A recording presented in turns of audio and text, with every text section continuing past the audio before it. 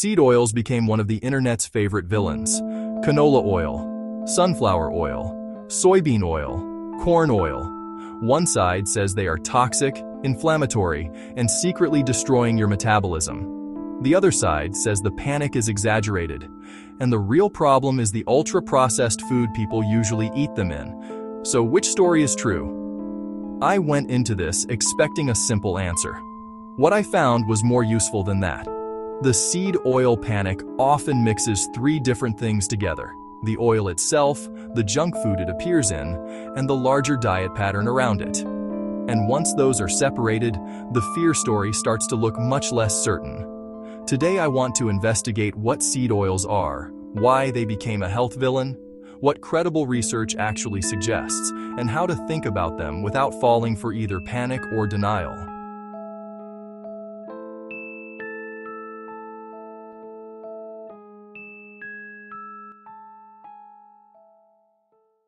The first problem is that seed oils rarely appear alone in the foods people worry about.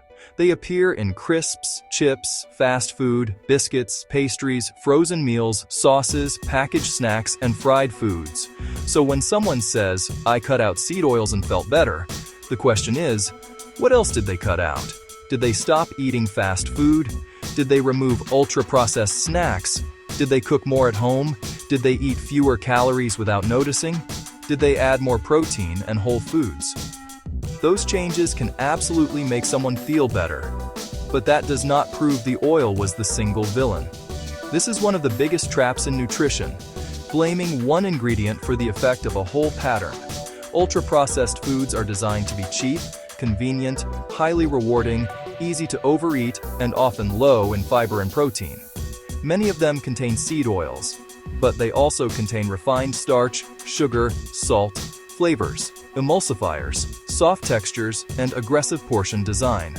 Dr. Kevin Hall's NIH trial on ultra-processed foods showed that people ate more calories and gained weight on an ultra-processed diet compared with an unprocessed diet, even when the offered meals were matched for calories, sugar, fat, fiber, and macronutrients. That study does not prove seed oils are harmless. It shows why the food matrix matters. A homemade salad dressing with canola oil is not the same thing as a bag of fried snack food. The same oil can live inside very different dietary patterns. The body lie is taking the worst food environment and pinning the whole crime on one ingredient. The second claim is that seed oils are inflammatory because they contain omega-6 fats, especially linoleic acid. This sounds convincing because omega-6 fats can be converted into compounds involved in inflammation. But biology is not that direct. Nutrients do not become health outcomes in a straight line. Dose, context, replacement food, overall diet, and human trial evidence all matter. Researchers like Dr. Walter Willett, Dr. Frank Hu, and Dr. Dariush Mozaffarian have spent years studying dietary fats and cardiometabolic health. A consistent finding across major nutrition guidance is that replacing saturated fat with unsaturated fat, including polyunsaturated fat, can improve blood lipid profiles and may reduce cardiovascular risk. That does not mean everyone should pour seed oil on everything. It means the blanket claim, omega-6 equals inflammation, is not supported in the simple way social media presents it. In many human studies, higher linoleic acid intake or blood levels do not clearly map onto the panic narrative. Some evidence points in the opposite direction for heart health markers. The replacement question matters.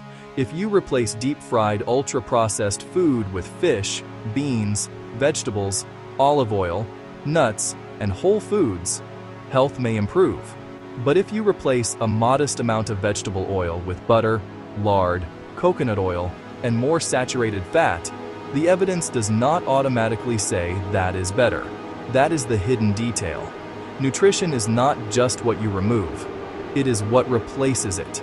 The internet likes villains because villains are simple. Human diets are not. The third issue is that the seed oil panic can distract from the things that matter more. If someone eats mostly takeaway, packaged snacks, fried foods, sweets, sugary drinks, and low-fiber meals, obsessing over the exact oil may miss the bigger pattern. The most practical question is not, was this cooked in sunflower oil? It is most of my diet built from foods that keep me full, support health, and are hard to overeat?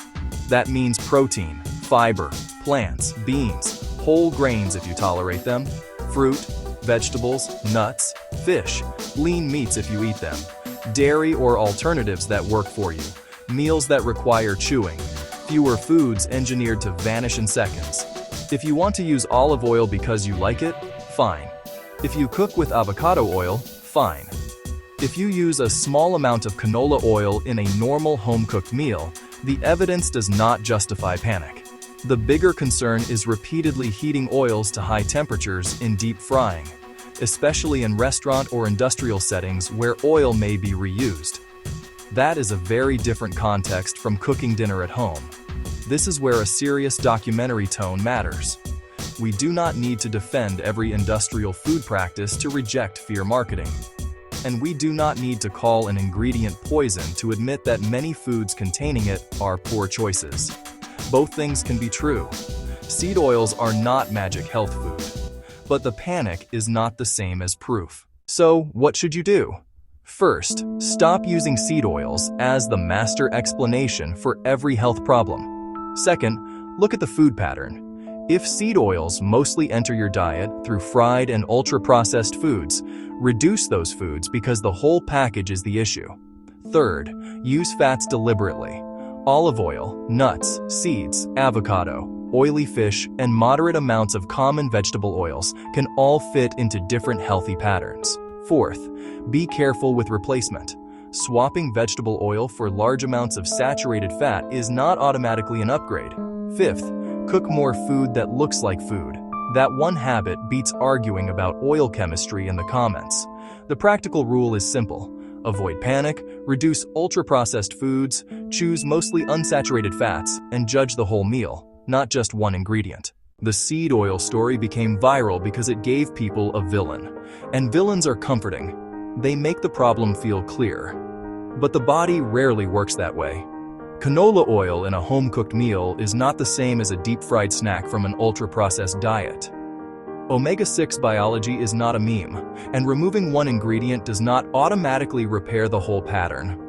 The real investigation is not just the oil, it is the food system around it. If you want to dig deeper, look at the work of Dr. Walter Willett, Dr. Frank Hu, Dr. Dariush Mozaffarian, Major Dietary Fat Guidelines, and the research separating ultra-processed foods from individual ingredients.